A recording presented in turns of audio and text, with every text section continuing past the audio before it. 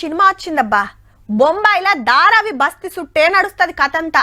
ఏండ్ల కమానం బస్తీల బతికేటోళ్ళు ఓ దిక్కు, వాళ్ళను ఖాళీ చేపించి భూములు కొట్టేయాలనుకునే రియల్ ఎస్టేట్ మాఫియా ఇంకో దిక్కు. నడిమిట్ల బస్తీ నాయకునిగా విలన్లతోటి మస్తు కొట్లాడతాడు రజనీకాంత్ సారు. ఎంత తిప్పల పడ్డా దారావి బస్తీలా ఇటుక కూడా తీయలేకపోతారు.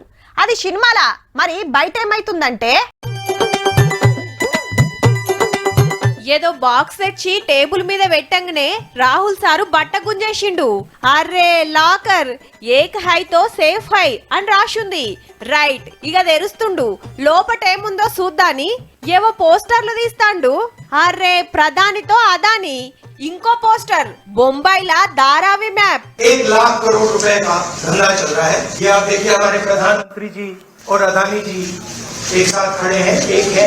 ముచ్చటేందంటే దారావి అంటే బొంబాయిలా మురికి ఏరియా. ఇరికిరికిండ్లల్లా 15 లక్షల మంది బతుకుతాండ్రు. వాళ్లకు మంచిండ్లు కట్టిస్తానికి అదానితోటి అగ్రిమెంట్ చేసుకుంది మహారాష్ట్ర గవర్నమెంట్. ఈడున్న 255 ఎకరాలు ఈ కంపెనీలకు ఒప్పజెప్తే డెవలప్ చేస్తారట. 1,00,000 కోట్ల ఇలువైన భూములు ఇచ్చుడైంది వెనకాల పెద్ద స్కామ్ ఉందనేది కాంగ్రెస్ పార్టీ మాట. सेफ है तो कौन सेफ है? अदानी जी सेफ है। कष्ट किसको होगा? धारावी की जनता को होगा। ఎల్లుండే మహారాష్ట్రలో అసెంబ్లీ ఎలక్షన్లు ఉన్నాయల్లా ఈ ముచ్చట మీద రచ్చైతాంది. మీరేమో అదానికి దూరం ఉండాలి అంటారు. మా సీఎం సారేమో అదానికి ఎల్కం చెప్పి కంపెనీలు పెట్టిస్తుండని ట్విట్టర్లా ఎడ్డిచ్చిండు రామన్న.